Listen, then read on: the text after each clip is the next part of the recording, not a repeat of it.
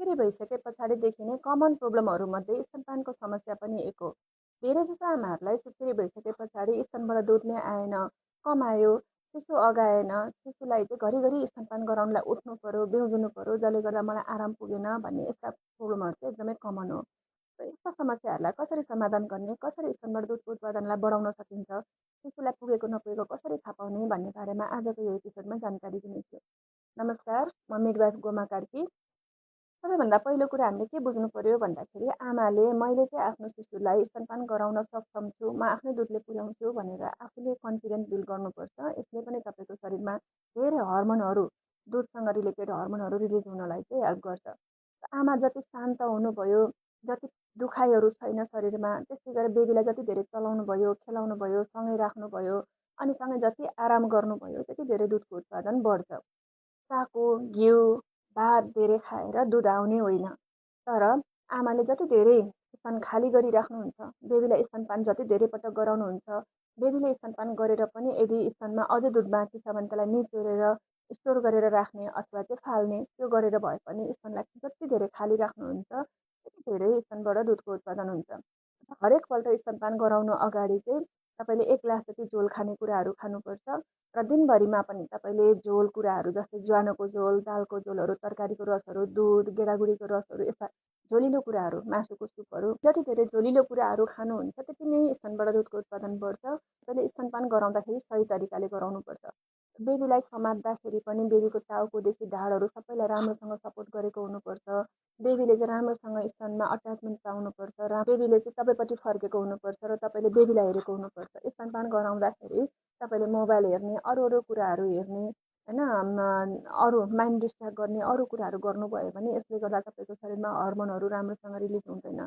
स्तनपान गराउँदा सकेसम्म बेबीतिर ध्यान दिनुहोस्, बेबीलाई हेर्नुहोस्, बेबीलाई सुमसुम्याउनुहोस्। यसले गर्दाखेरि पनि स्तनबाट दुधको उत्पादन बढ्छ। उत्पादन बढाउनको लागि चाहिँ हामीले यो टाउको यो पछाडिको उठेको भागदेखि लिएर यहाँसम्म मसाज गऱ्यौँ भनेदेखि शरीरहरूमा तेल लगाउने मसाजहरू गर्ने गऱ्यौँ भने यसले पनि स्तनबाट दुधको उत्पादनलाई बढाउँछ।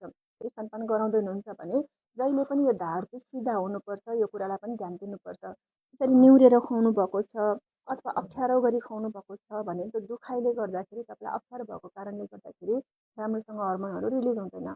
आफ्नो बेबीलाई स्तनपान गराउनुभन्दा अगाडि सबै काम सकाएर जति बेरसम्म बेबीले स्तनबाट दुध चुस्छ त्यति बेरसम्म बेबीलाई टाइम दिन सक्छु भनेर चाहिँ टाइम म्यानेज गरेर बस्नुपर्छ।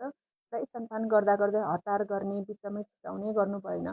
शिशुले खान खोजुन्जेलसम्म शिशुलाई चुस्न दिनुपर्छ र यो ढाड चाहिँ तपाईँको सिधा हुनु पर्यो। यसको लागि तपाईँ कुर्सीमा बस्न सक्नुहुन्छ, बेडमा पनि तकियाहरू लगाएर बस्न सक्नुहुन्छ, सोफामा बस्न सक्नुहुन्छ। त्यसै गरेर बेडमा नै तपाईँले सुतेर पनि सिधा भएर उल्टे परेर पनि खुवाउन सक्नुहुन्छ।